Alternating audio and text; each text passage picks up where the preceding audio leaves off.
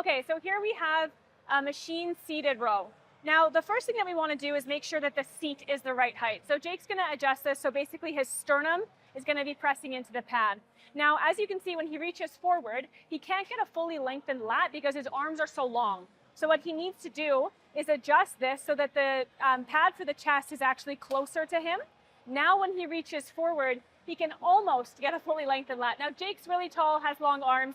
Most people will be able to fit in this machine comfortably.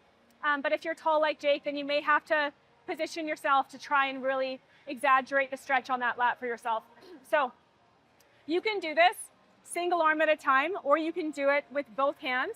Whatever feels comfortable for you. If you actually feel your lats more doing it unilaterally and the machine allows for that, I encourage that. It does also allow you to get a little bit more of a twist here that's going to allow him to fully shorten that lat and get a good contraction. So let's show it with both hands first.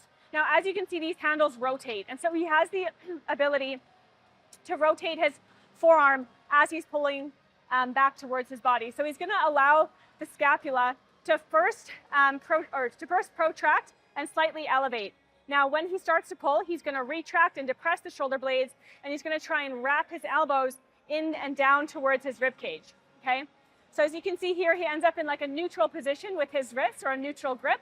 And as he comes forward, he allows the hands to turn down, okay? Slight internal rotation here to fully stretch the lats.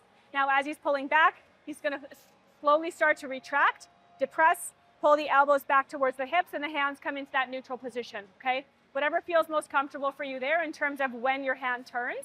Now, what we can also do here with this machine is actually keeping the hands a little bit wider, right? And if he rolls back now, keeping his elbows and his upper arm bones more so parallel to the floor, it's going to turn more into like a wide row, okay?